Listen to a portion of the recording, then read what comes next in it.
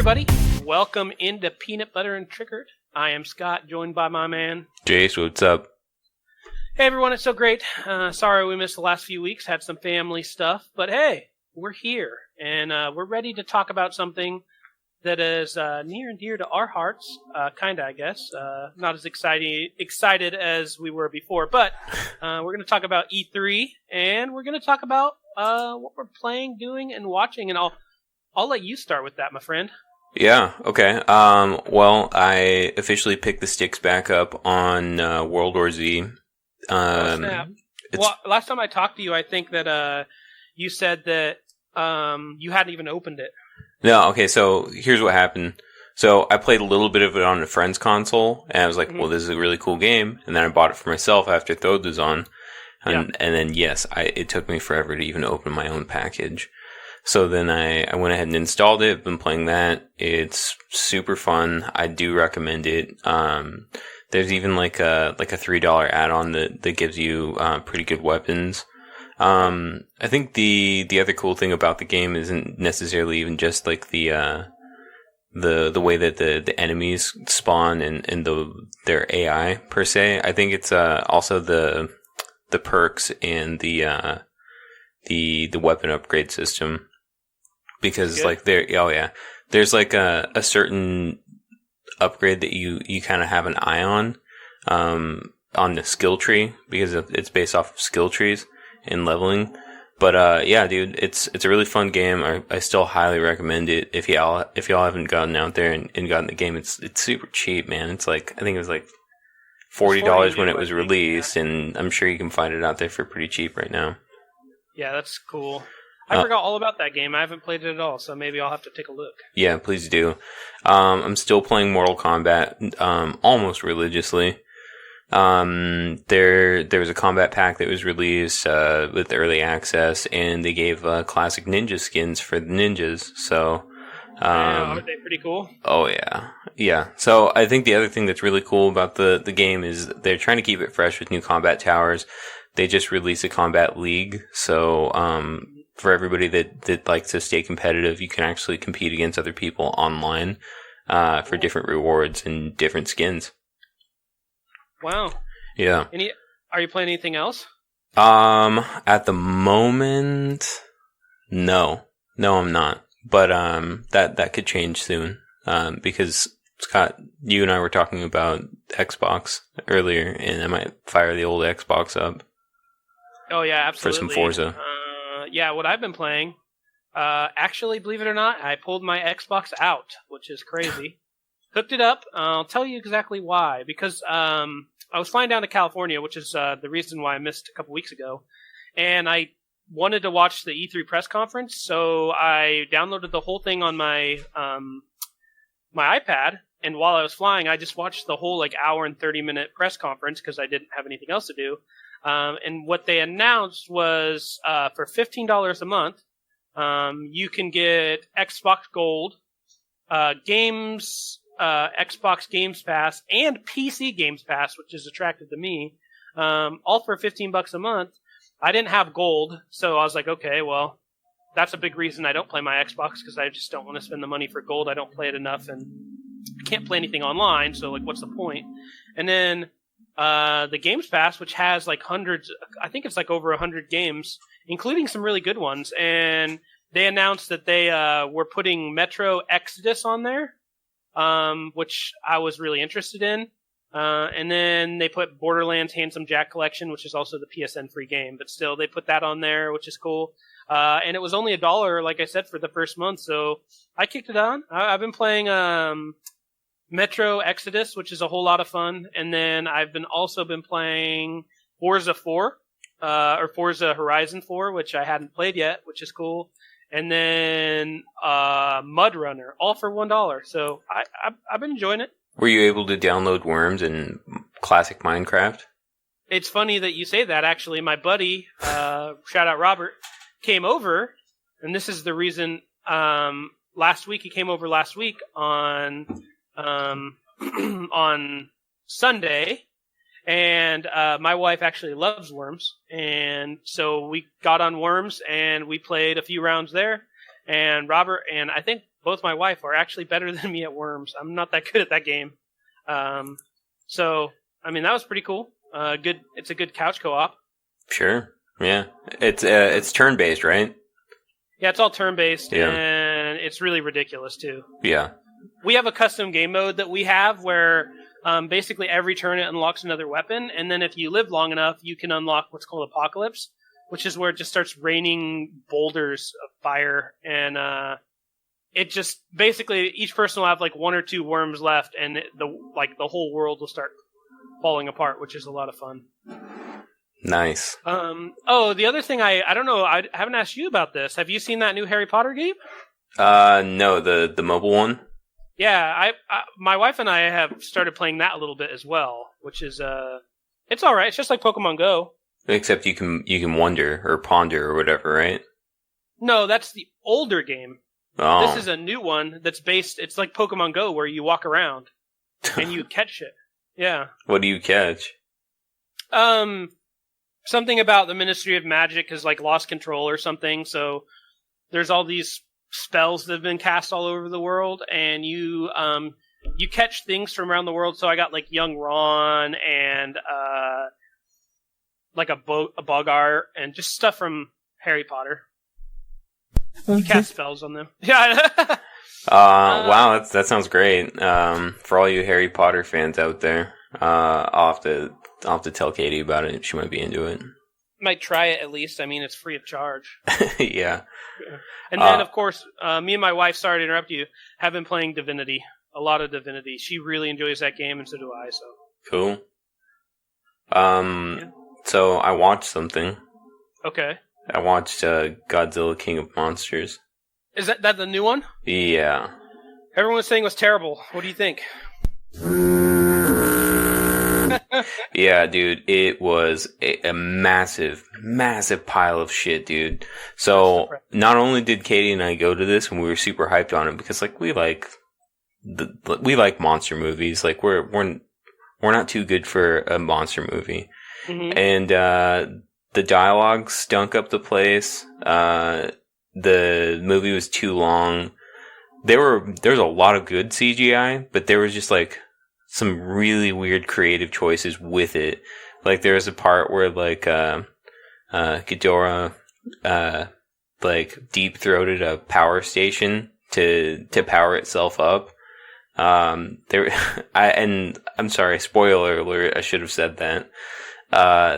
There are like a bunch of like creative choices with how they describe how radiation works. And after I saw Chernobyl, I'm calling bullshit. That's what I was going to say too. I watched Chernobyl. I finished Chernobyl this week too. Yeah. So if I could grade it, Godzilla gets a D-. Oh, it's that bad. Yeah, and the first one was so good too. Well, not so good, but it was good enough. It was good. That was good. Yeah. But yeah, and just to follow up, Chernobyl, I watched that, and that was a good show too. Yeah. That shit was crazy, dude. Like literally radiation just melting you, basically. From the inside out, yeah. Yeah, that's just terrible. Well, and even with all like historical inaccuracies and stuff, it was still a good watch. Yeah. I actually went and read about it afterwards. Yeah. Like everyone else. And Ben was telling me that this dude in Japan got blasted with like a whole bunch of radiation, and if it goes long enough, your veins can no longer take like fluids correctly, so you can't even get morphine. Jesus. So like you just sit there like terribly dying, basically. Yeah, dude, radiation sounds just truly terrible. Yeah. Pretty much. Yeah. So as far as TV shows that I'm watching, I found this new British, like trashy reality show. And when I say I found it, I mean Katie found it. It's called Love Island. Do you remember like way back in like 2001, there was Temptation Island on Fox? Remind me. It's where a bunch of like sexy people go on an island and they start like, putting their love to the test.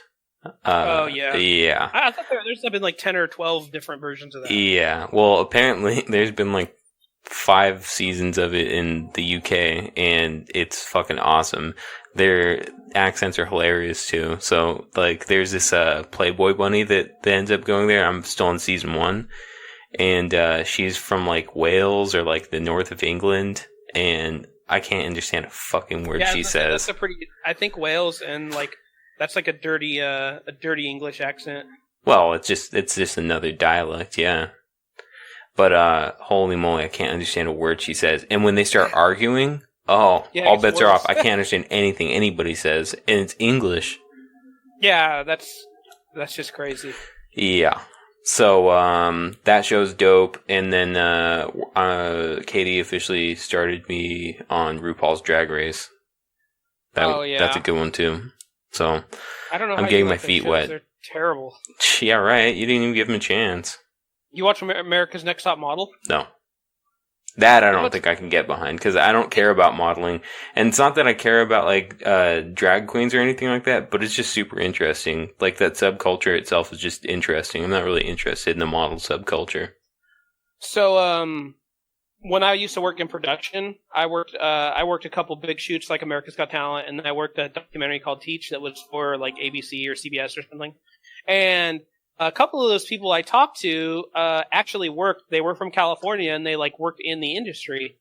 And one of the girls specifically, she was the production coordinator. So she basically made sure everyone flew in and all that stuff correctly.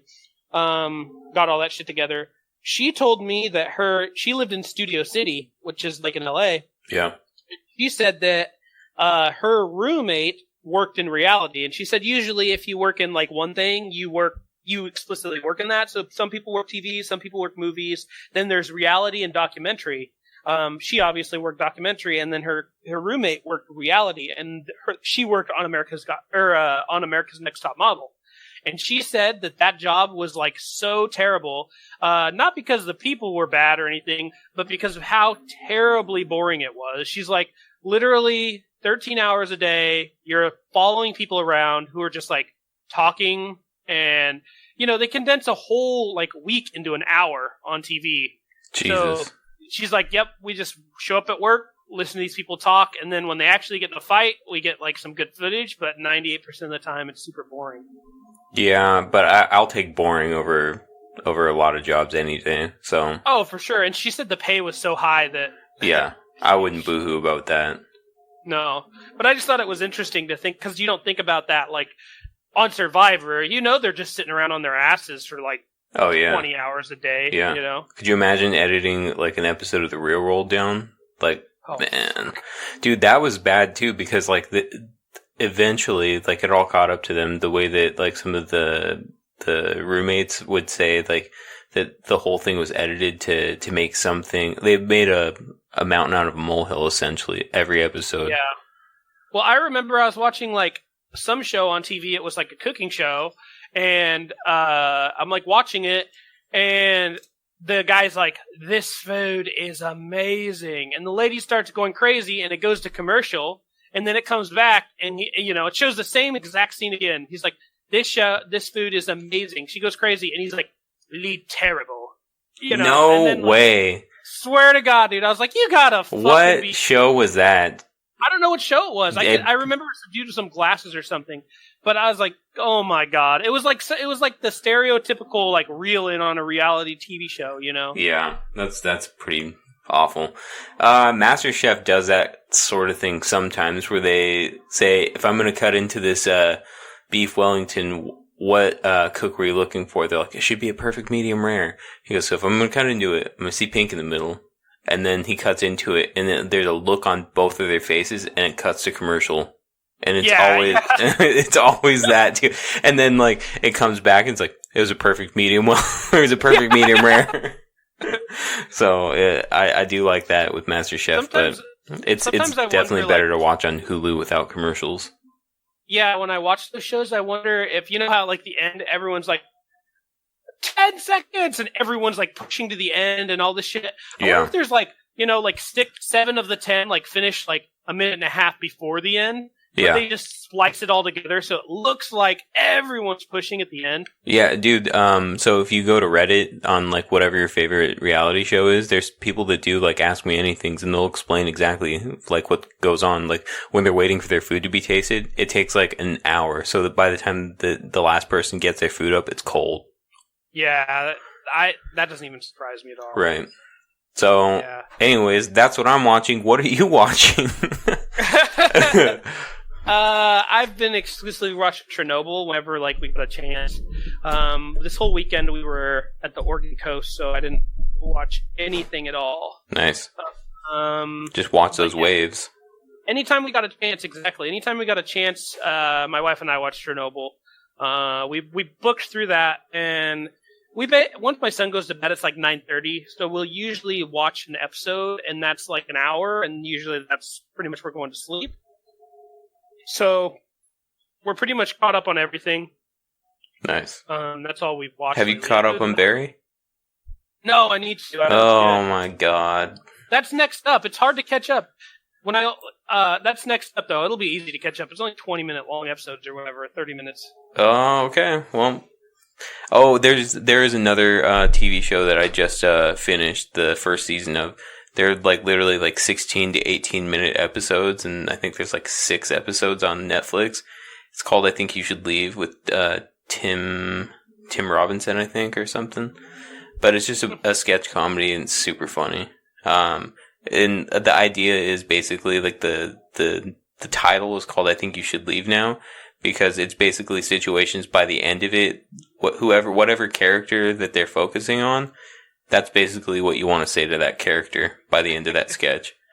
Like there's a guy that waits 30 years to get back at this baby that ruined his flight. So he's on his flight on his honeymoon, and he's pretending to be a baby and cry.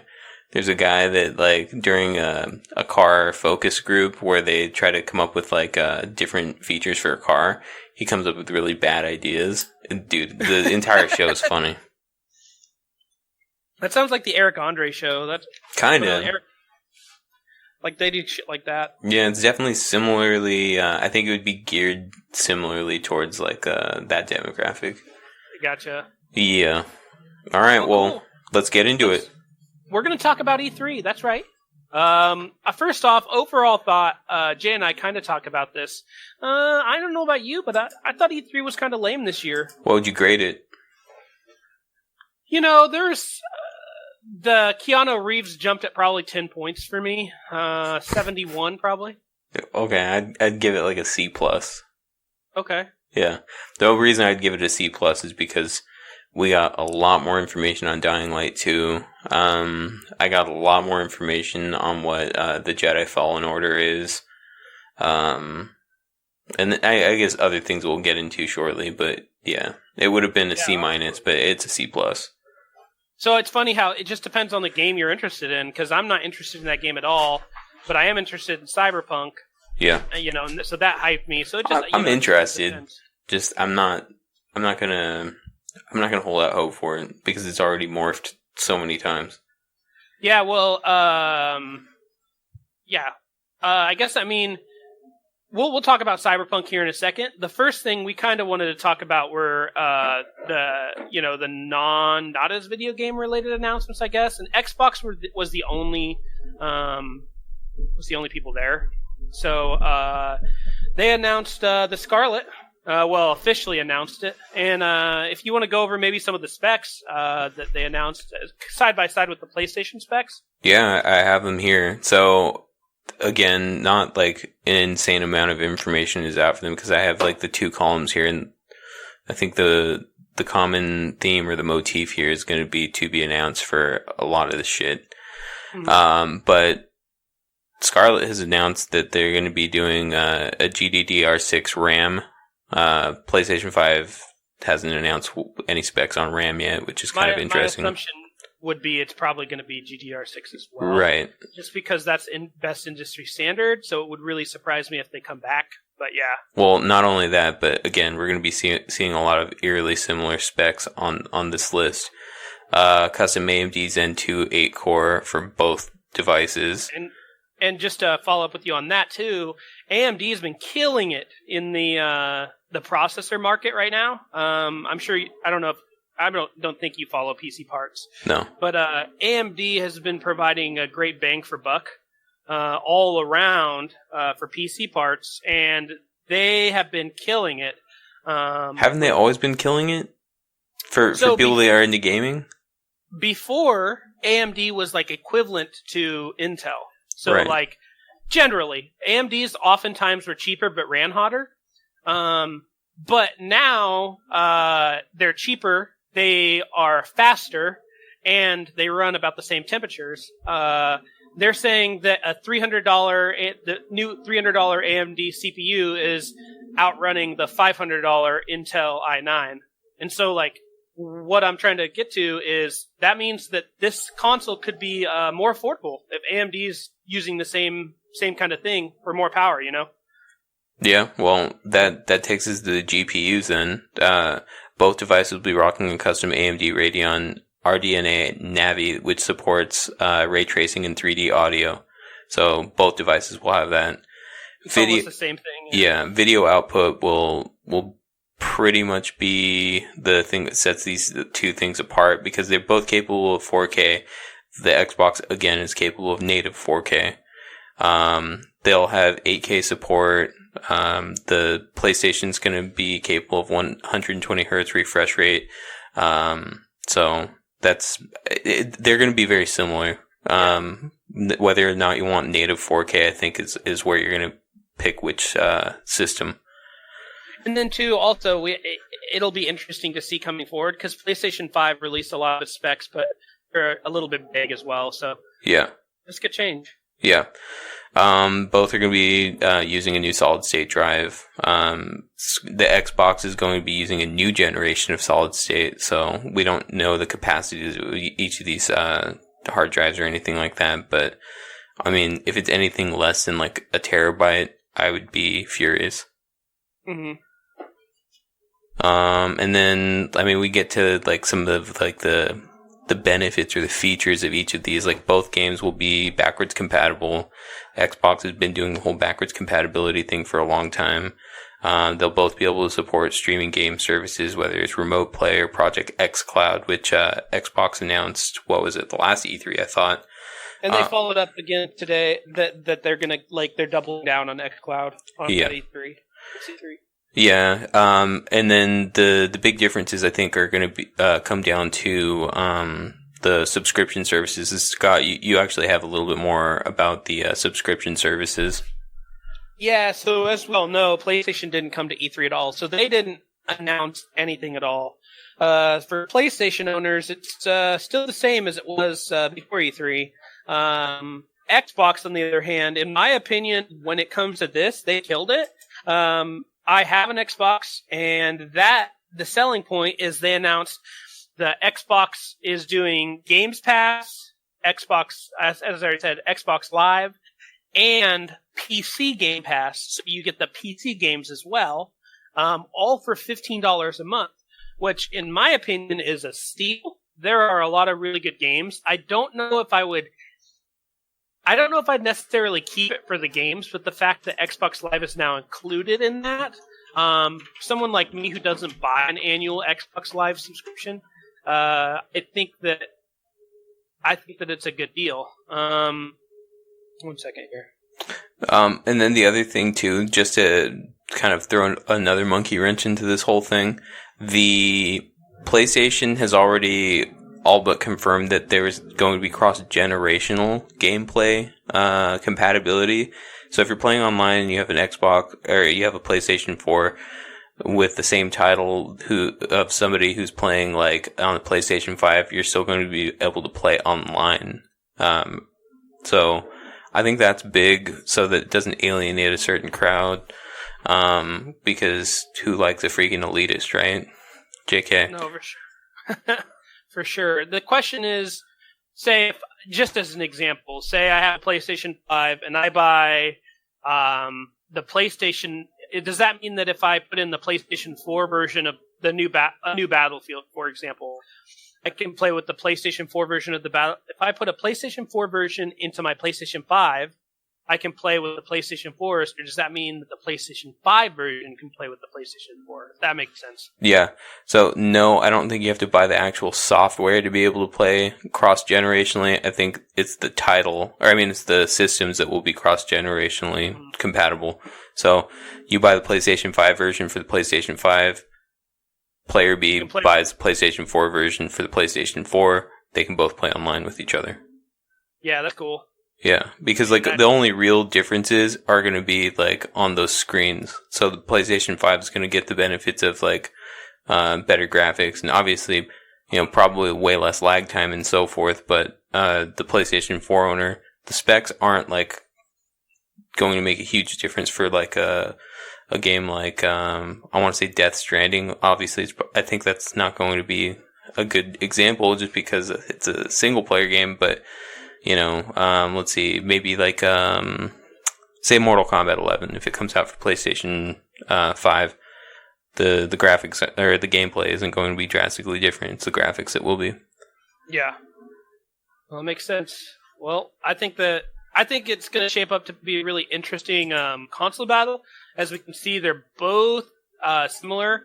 I think we're going to have the same thing like we did last console. First to market and cheapest is going to win. Yeah. Because that's why PlayStation's winning right now. First to market and cheapest. Well, the funny thing is, I think that last year, it was kind of two prize fighters trading haymakers, because at first, PlayStation was winning. Then everybody went to Xbox because of the whole native 4K thing. And then everybody went back to PlayStation just because they had better exclusive titles and better membership perks and stuff like that. And I think it's just kind of it might even stay that way. I mean, given how similar the specs on the consoles are. All I can say is that if you're a gamer right now, you're benefiting from all this competition. They are killing it with what they're giving the user. Of course. If there's only PlayStation, we wouldn't see any of this shit, Yeah, you're right. But yeah, that's all I have for the kind of console stuff. You want to get into video games? Yeah, get into video games, please. All right, let's do this. We'll start with Nintendo. Zelda Breath of the Wild 2 announced. Oh, yeah. So there were murmurs of being able to play as Zelda, too, which is kind of cool. Yeah, I didn't see the trailer. Maybe I should have watched it, but yes, I'm pretty sure you get to play as Zelda. Yeah, and there's a huge,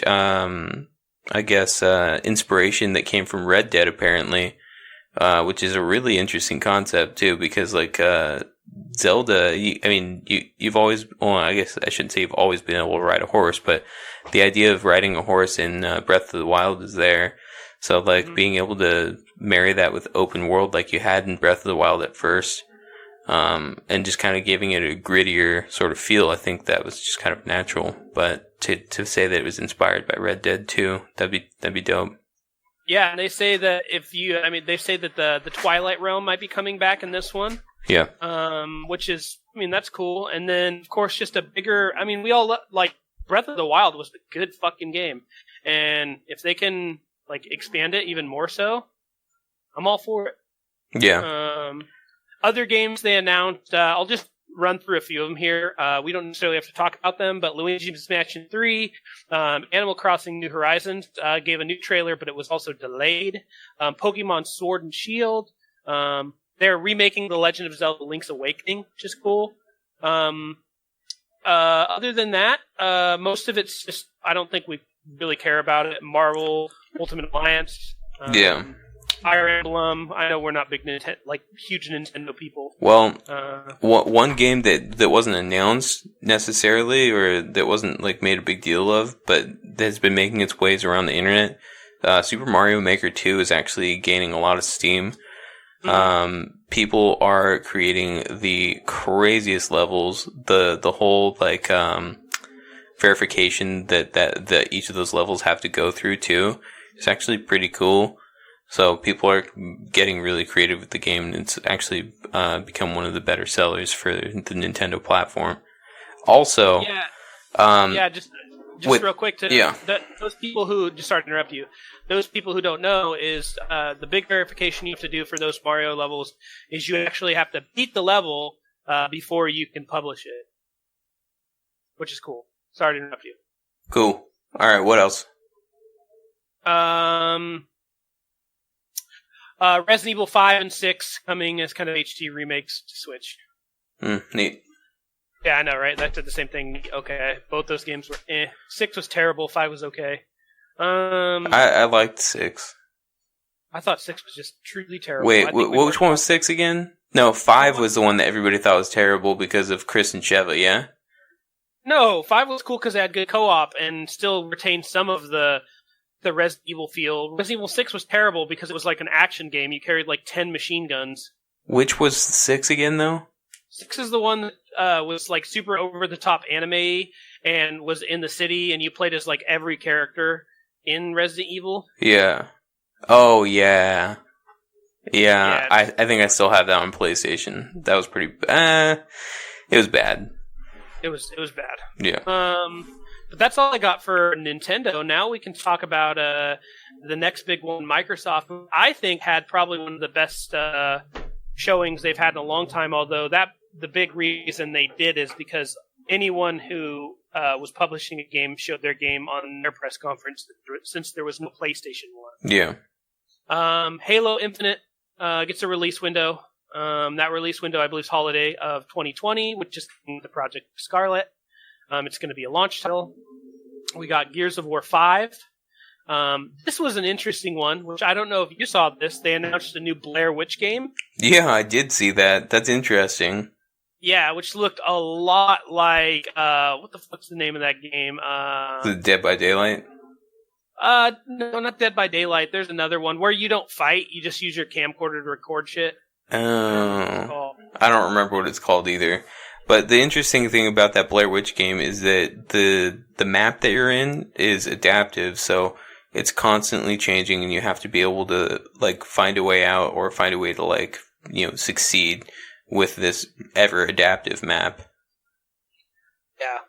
Well, that they really if they want you to feel like Blair Witch, they have to fuck with you in some way like that, Yeah. You have to feel like you know where you're going, and then they have to take that from you. Yeah, and you know what? It kind of reminds me, and I'm not nothing from the gameplay or anything, but just I guess the overall feeling of like an adaptive map or stage or level or whatever. It reminds me of PT. You remember PT?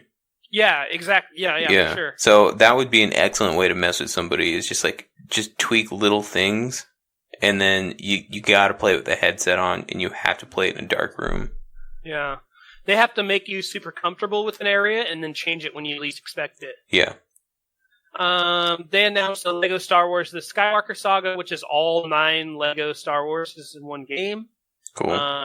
They announced Battletoads. That's a game I know you were kind of excited about. I still am, but and you and I were talking a little offline about this, but the thing that bugs me about the whole idea of the Battletoads being announced is that we had a teaser trailer last year, like exactly last year, and then we got a teaser trailer of some of the gameplay, but they were such brief clips of the game that I have no idea how the game really looks. I understand the combat mechanics. I just have no idea what the game actually looks like. What I feel like is going to happen is, we got a bunch of people got excited for this a year ago. They've seen it now, and they're like, "Oh, that's cool." And this game is just going to get released, and you're just going to get on Xbox one day, and it's just going to pop up and say, they finally released Battletoads, and you're like, "Oh, cool," and you're never going to play it.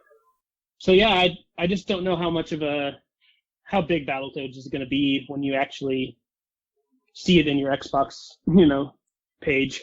Yeah, and the other thing too, I'm not going to kid myself. I'm not hoping, or I'm not expecting it to be like a $60 title. If anything, I think it's going to be maybe a $40 or $30 title. I'm hoping, anyways, because if they're going to charge $60 for that, then they got another thing coming. No, I agree with you. It has to be like a $20 title. Yeah. They announced Age of Empires 2 Definitive Edition, which is cool for me. I like Age of Empires, but I know it's kind of a niche product. Yeah. Probably, to be honest with you, it's kind of weird. The two biggest excitement points I had were the Keanu Reeves thing, and then the fact they announced the Microsoft Flight Simulator, a new one. I am so pumped. A lot of people are pumped about that Flight Simulator. I'm a huge Flight Simulator fan. I don't know why. And they have Flight Simulator like 2010. Yeah. And sometimes I'll go back and play that game, even though it's from 2010 and it doesn't look great. But what does it even look like? It looks just like a game from 2010. It's just jagged around the edges. Yeah. And then this Flight Simulator apparently is taking like satellite images, so you can fly all over the world. And I don't know if you saw the trailer, but the graphics just look so good. And the cool thing about games like this is they can make it look really good because generally there's not a whole lot going on, Just you're flying through the sky. It's not like there's no guns or anything crazy. Right. No particle effects. I can't imagine that being fun though. For like to sit down and is it based off of real time too? It depends how you play it. Yeah. You can usually select what you want it to do. Jesus. Yeah. Could you imagine like flying from here to like Tokyo? One time I flew from Boise, Idaho to Sandpoint, which is like an hour. And I got all the way there and I was like, dude, I'm going to actually do it. I'm going to land it after flying for an hour. And Sandpoint was super foggy and I crashed on the landing. Nice. I don't know why I love those games, but I understand a lot of people won't. So, like I said, that's just one of the things I'm excited for. Another big thing, Minecraft, the new Minecraft game. Yeah, the Dungeons one? Minecraft Dungeons. Dungeons? It looks like Minecraft and Diablo had a baby. Yeah, that's exactly the way I would describe it too. It looks dope.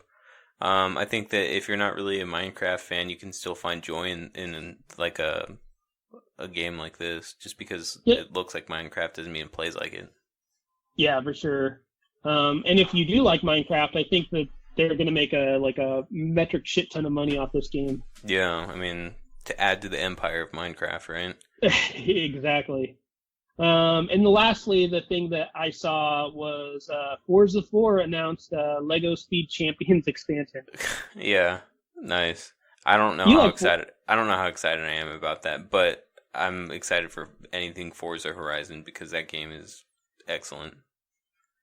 Yeah, it is. As we go forward, Take-Two Interactive, they didn't, which is 2K. They didn't announce anything crazy. Borderlands 3, more Borderlands, which we've been seeing a pretty steady flow of for the past few months. And then The Outer Worlds, which is, again, almost like what Fallout should be at this point in its lifespan. I don't know what to think. I'm kind of like over Fallout at this point, so I'm not overly excited. Yeah, well, I think that they kind of massively shot themselves in the foot with how 76 turned out anyways. Mm-hmm. Yeah. Yeah. Which, I mean, it's a good time to bring up Fallout or Bethesda. Well, I guess we'll do that in the Bethesda part. Sure. Electronic Arts, which actually wasn't at E3 technically. They did their own EA State of Play, but it was just like it was basically like down the street from E3. They announced Star Wars Jedi The Fallen Order. Well, they don't announce it. They showed official gameplay, which the only I mean, it looks cool. It looks like the Last of Us plus Star Wars kind of to me. That's what it reminded me of. The only thing that, again, I keep saying is it's like the lightsaber baseball Batman. It's just, the lightsabers aren't cutting people in half. It's just like leaving marks on them. And that, like, I'm like, dang, dude, like, that's what I want to see. They don't even need to make it gory. Well, the other complaint that I have is it's completely different from what everybody was talking about before the game was even announced.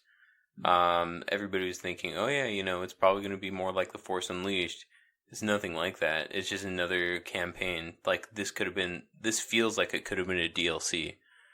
But, sure. I mean, apparently it can't be because it's just like a giant game, And the other thing too that kind of bothers me about the whole, Jedi Fallen Order thing too, I think that there's no like customization ability because I mean you're basically just taking this this Padawan through the story and it just doesn't feel like it's canon even though it's supposed to be canon.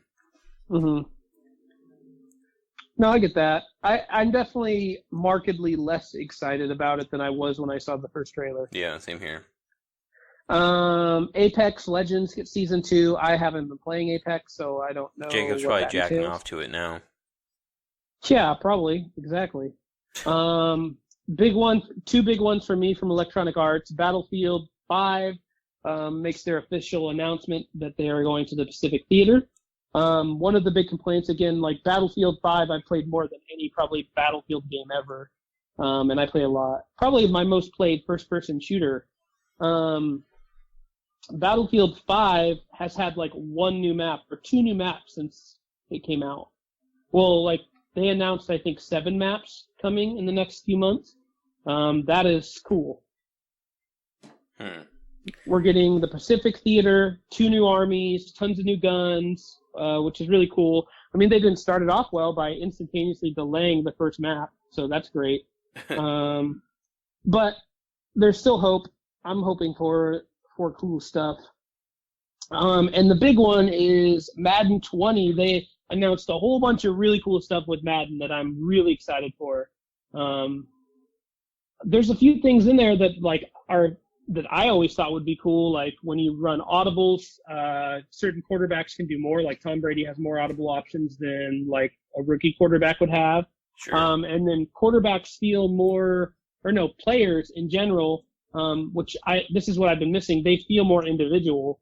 So before, if you pulled out Aaron Rodgers and he was a 98 overall, and you pulled out Drew Brees, he's a 95 overall, they're basically like very similar.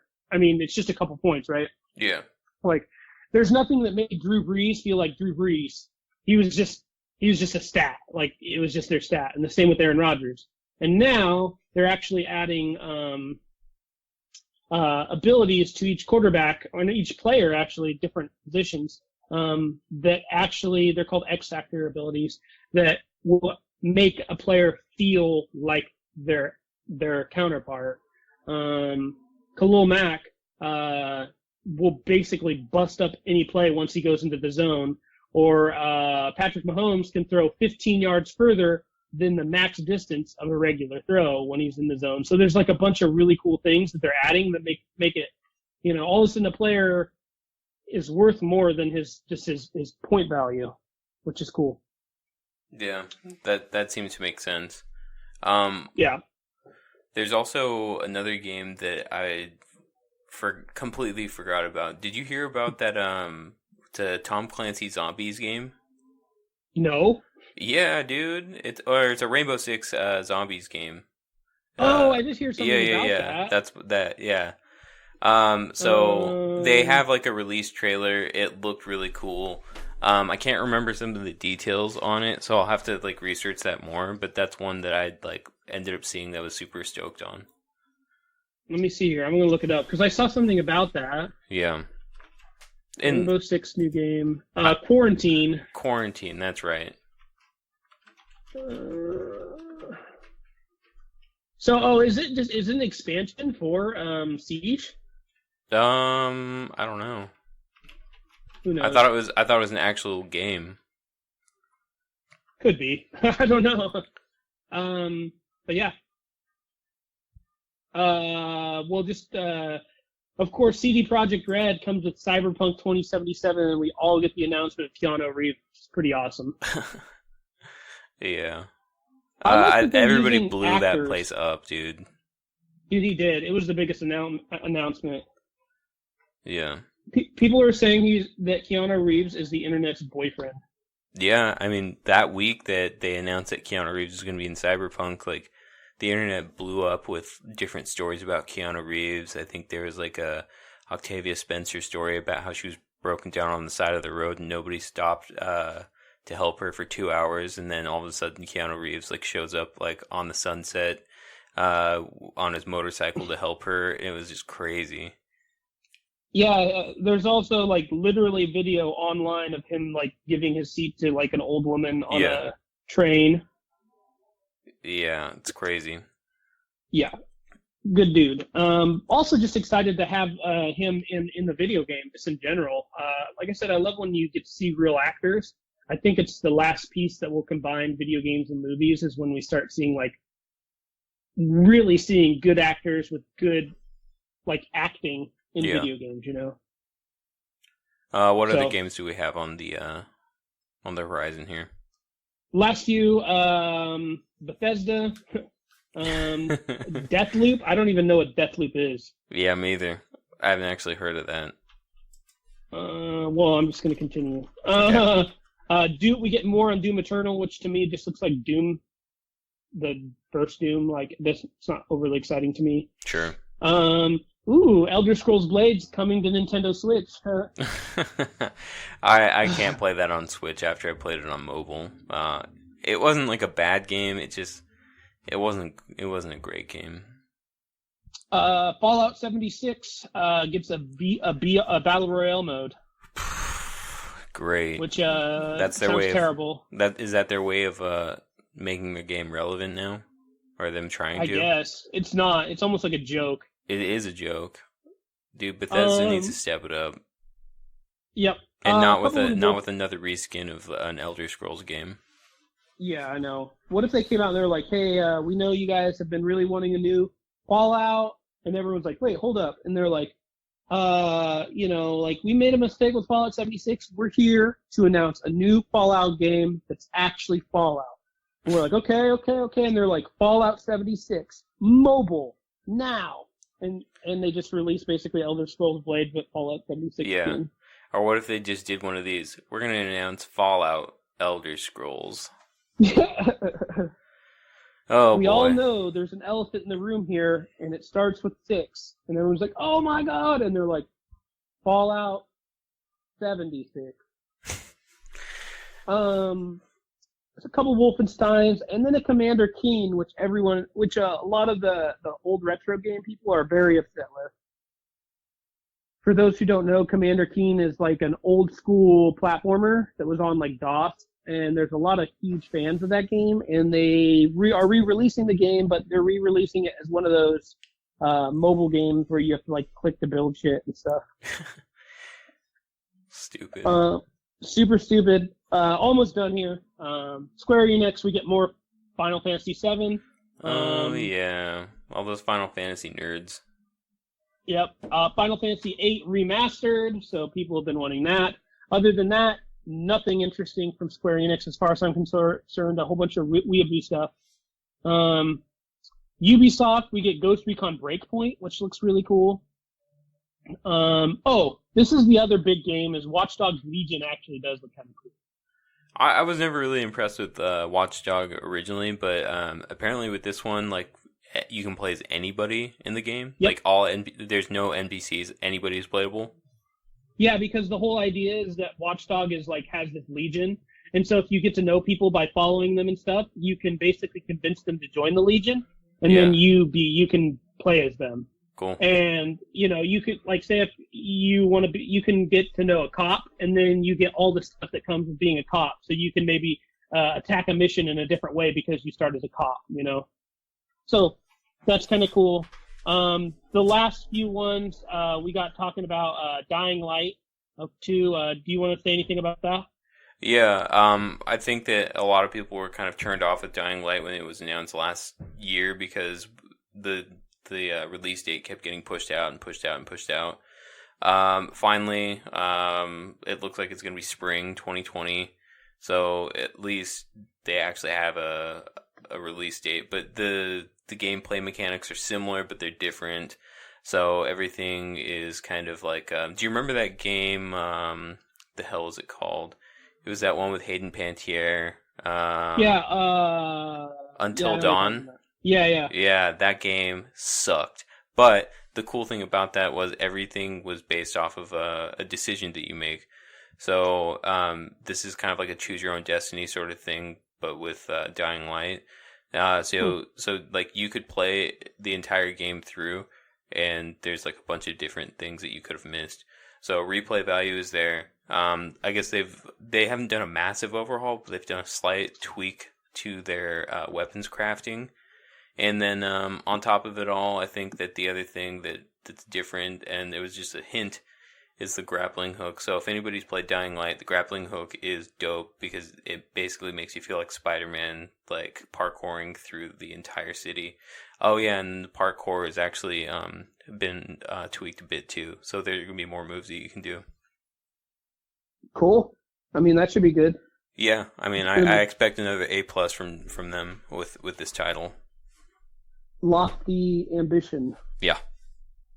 The other big announcement, and what we'll kind of finish this out, is From Software, with the partnership from George R. Martin, announced their new game taking place in Viking lore, basically, which is called Elden Ring. We got a trailer. It was just a cinematic trailer. We have no idea if this game's going to be like the other Soulsborne games, but From Software, it's one of my very favorite developers. I play all their games, so I'm excited about it. Yeah, I just feel like we have too many similar games out now.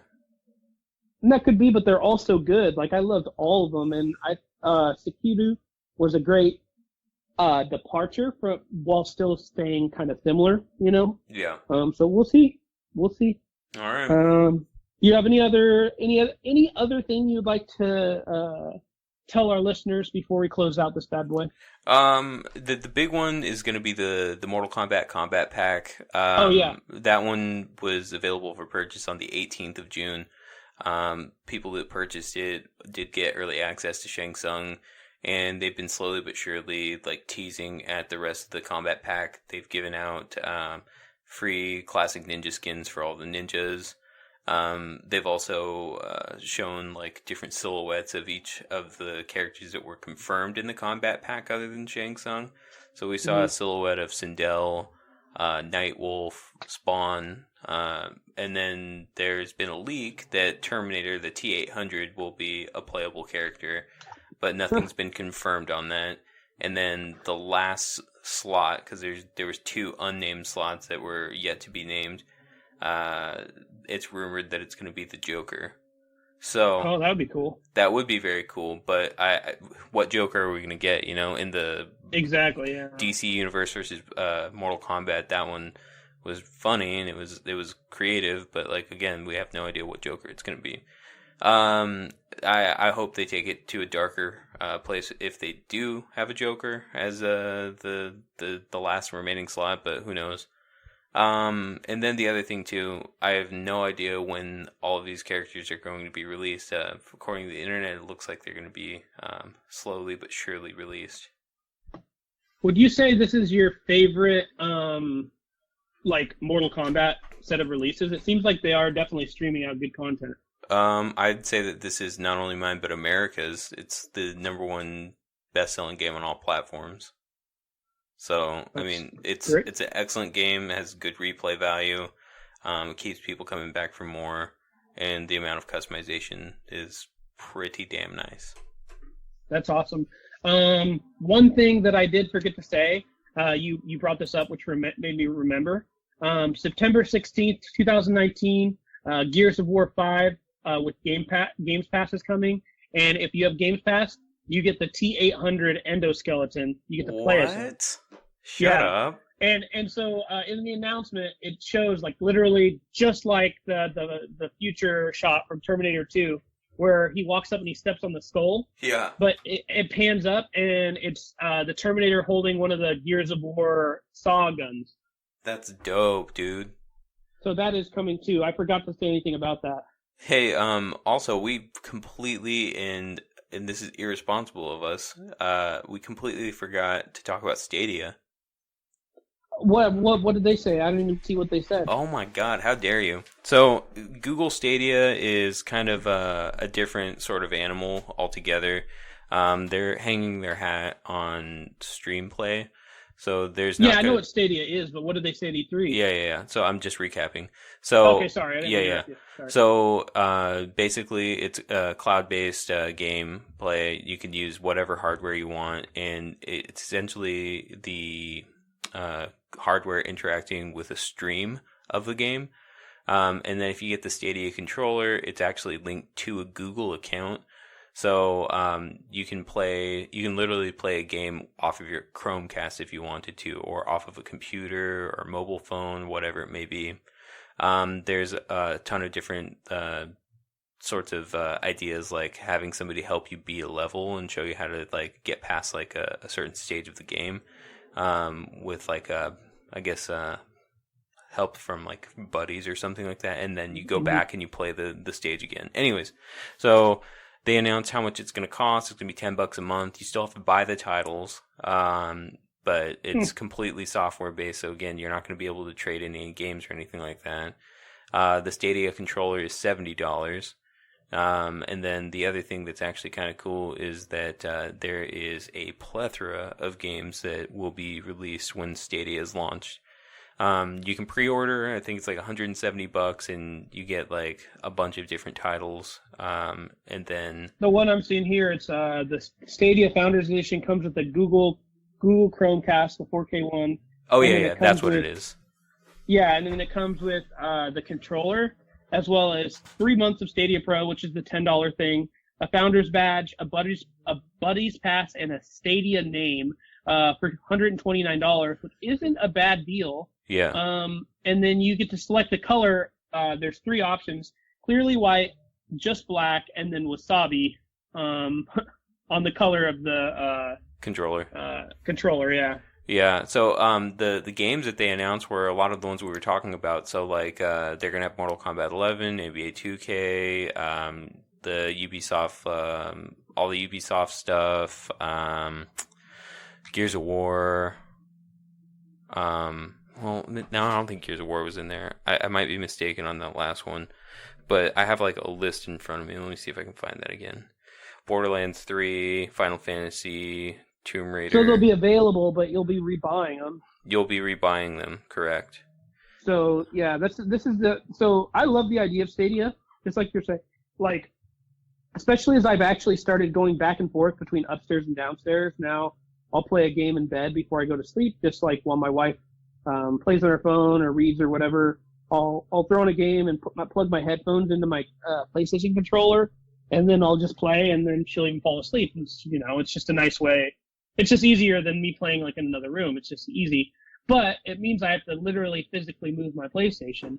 This would be awesome if I could just plug in a Chromecast upstairs and downstairs and then, easily play on either or. True, but you could also just remote play your PlayStation right now. How do you remote play it? How would I remote play upstairs? With a computer. Oh, well, I'd have to plug the computer in. That's fine. Like I have a remote play set up in my studio, and then like I have my PlayStation in my living room. Yeah, maybe I should look into something like that, but this just seems so simple. But you're right, I agree. Easy, yeah. You can remote play. But I think the idea is like for people that are into the idea of Stadia is that it's an inexpensive option if they're not trying to buy like another console. Sure. However, it does add up if you have to buy all of those dank titles, and then you also have to pay the $10 a month. So yeah, I think it's a fine option. We'll see how it turns out for them. I think that maybe Google might not even be all in on this. Maybe it might just be one of those things that they trial and then they say, hey, you know what? We're going to throw up our hands. We can't really do anything about it. But where they hang their hat on is they're going to be using Google's backbone. So there's no latency. Everybody is able to get the same exact experience because apparently Google's backbone is like super fast, and we kind of see that with all the Google stuff out there, anyways. I mean, they are running the most visited sites in the world, multiple of them. Yeah. So, yeah. And if you have 35 megabits down, apparently you get HDR video, 60 FPS, and 4K with 5.1 surround sound. So, that's right. It's also going to be allegedly capable of 8K. So that'll be interesting too. So they're going to be able to keep up with basically everything that the consoles will be able to do. Just depends on how many publishers are actually going to want to like actually have their games on there. Yeah, true. So, all right. Do you have anything else you want to touch on? No, I think we should just move on to shout-outs. Shout out to my wife, my son. Shout out to the great and powerful Kooky Lukey. Yeah. And everybody who listens to the pod, including Kat, Patrick. Thank you. Yeah, shout out to Katie, shout out to Javad, shout out to Jackson, who has been dying to hear us talk about the Stadia. Shout out to Bannister. Shout out to Thodes with that golden voice. Shout out to everybody. Thank you, everyone, for listening in. We're sorry we missed a couple weeks. I think we've been more consistent. We just missed these last two. We are glad you're here, and thank you, everybody. Have a great night. Yeah, later.